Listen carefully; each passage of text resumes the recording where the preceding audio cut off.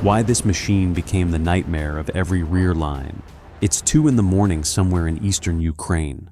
A Russian ammunition depot, 40 kilometers behind the front line, carefully hidden, surrounded by tree cover, has been sitting there for weeks. Satellite imagery confirms it. The coordinates are locked. A truck pulls off the road, levels itself in under 90 seconds, fires, and drives away. 80 seconds later, the depot doesn't exist anymore. The truck is already 5 kilometers gone, and no one on the Russian side even knows where to look. That is the HIMARS, not just a weapon, a new philosophy of how artillery fights, moves, and survives. And today, we're going to break down exactly why it terrifies every logistics officer, every supply commander, and every rear area planner on the opposing side, and why the Soviet systems it replaced are not even in the same conversation. Part 1.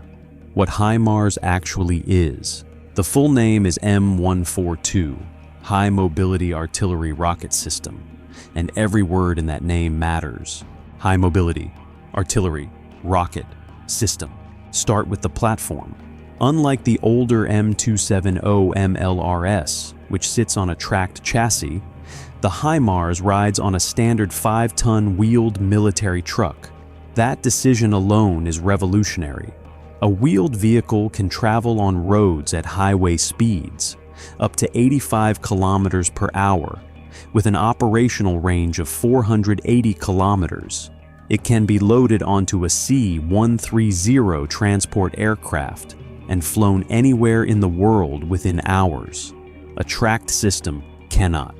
The HIMARS can arrive in theater, shoot, and leave before the enemy has processed what happened. Mobility isn't a feature of the HIMARS. It is the weapon.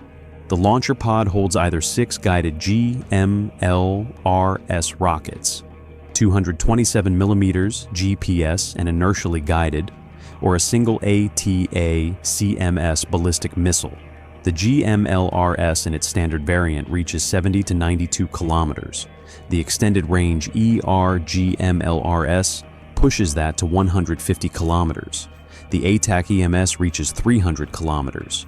The newest long-range ATACMS variant has struck targets at nearly 500 kilometers. 1 truck, 1 crew of 3. Targets from across the city to across the country. And accuracy. The GMLRS hits within a circular error probable, the military term for targeting precision, of approximately 1 meter, not 10 meters, not 50, 1 meter. You aim at a building, you hit the building. You aim at a vehicle, you hit the vehicle. That number changes everything. Part 2. The Soviet alternative. What Grad and Smerch actually do. To understand why HIMARS is a generational leap, you need to understand what Soviet multiple rocket launcher doctrine was actually built to accomplish. Because it was built for something completely different. The BM-21 Grad, introduced in 1963, fires 122mm unguided rockets to a maximum range of 42 kilometers, 40 tubes, 40 rockets in the air simultaneously. It saturates an area roughly the size of several city blocks with explosions in under 20 seconds. The Uragan reaches 35 kilometers. The Smerch pushes to 90 kilometers in its extended variants. The only Soviet system in the same range class as HIMARS. But here is the critical distinction, and it cannot be overstated. Every one of these rockets is unguided. They have no GPS, no inertial navigation, no terminal correction. They follow a ballistic arc and land somewhere in the target area, with a circular error probable measured not in meters, but in hundreds of meters. At maximum range, a Grad rocket can land anywhere within a 400-meter radius of the aim point. The Smerch improves this somewhat, but the fundamental philosophy remains the same. Don't aim at a target, aim at an area, and put enough explosives into that area to destroy whatever is there. This is called area suppression, and it was designed for a specific Cold War mission, destroying massed infantry formations. suppressing enemy artillery and breaking up concentration points before an assault. Against a defined military target zone, a Grad battery is horrifyingly effective.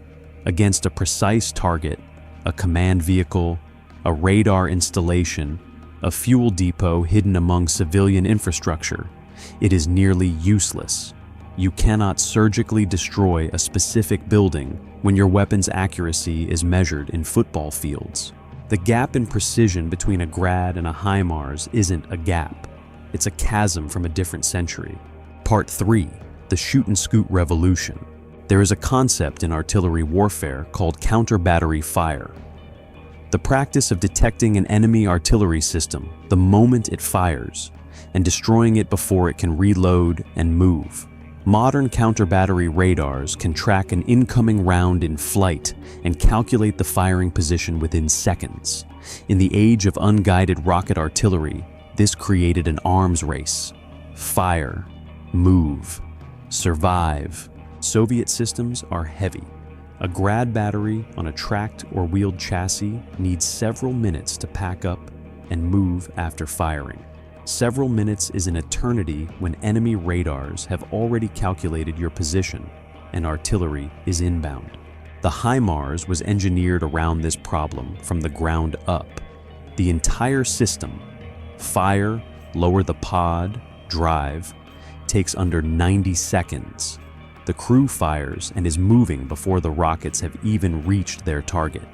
By the time Russian counter-battery radar has processed the launch signature and passed the coordinates to its own artillery, the HIMARS is already kilometers away, and the firing position is empty road. This is called shoot and scoot. The HIMARS doesn't just execute it, it perfected it. In Ukraine, Russian forces struggled for months to destroy a single HIMARS unit, despite knowing they were operating in specific regions. The system's combination of speed, range, and precision made it essentially untargetable through conventional counter-battery methods. Part 4. What HIMARS did to the rear line. Before HIMARS arrived in Ukraine in the summer of 2022, Russian logistics operated with a certain comfortable assumption. Keep your ammunition depots, command posts, and supply hubs 40 to 60 kilometers behind the front line, and you are effectively safe. Ukrainian artillery at the time, aging Soviet systems, simply couldn't reach that far with any reliability. HIMARS erased that assumption overnight. Within weeks of its introduction, Ukrainian forces used HIMARS to systematically destroy Russian ammunition depots, fuel dumps, command nodes, and bridge crossings deep behind the front line. The effect on Russian operational tempo was immediate and visible. Units at the front began running short of ammunition as their supply chain was hit repeatedly at its most vulnerable nodes.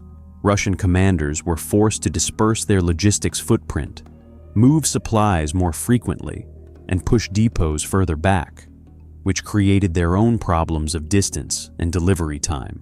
A single HIMARS battery, a handful of trucks, and a small crew had effectively neutralized Russia's strategic rear within range. No area beyond 70 kilometers from the front was safe for static logistics infrastructure anymore. Every fuel point, every ammunition cache, every repair depot had to assume it was a potential target. The psychological effect on Russian logistics planning was as significant as the physical destruction. When you cannot safely place supplies anywhere within 150 kilometers of the front, you cannot sustain offensive operations. The rear line, the invisible infrastructure that makes armies function, had become a hunting ground. Part 5. The limits. What HIMARS cannot do. No weapon is without limits, and honest analysis requires acknowledging them. The HIMARS pod holds only 6 rockets. Reload requires a resupply vehicle carrying preloaded pods. A single HIMARS cannot suppress a broad front or deliver the kind of massed fire a Grad battery can produce in 30 seconds.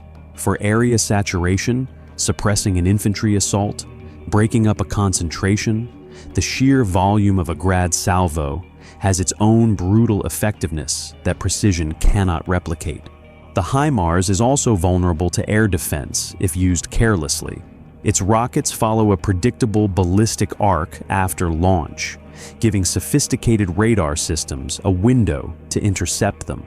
Russia has invested heavily in counter-HIMARS measures, including electronic jamming of GPS signals and mobile air defense positioning.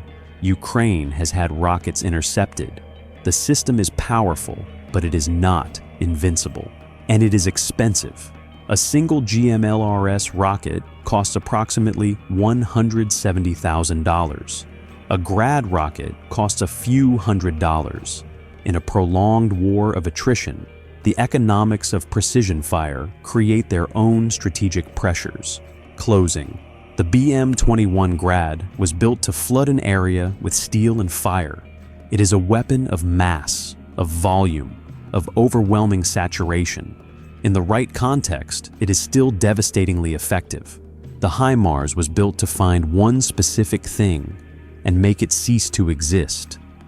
From 70 kilometers away, in the dark, before anyone can respond, and then disappear before anyone can shoot back.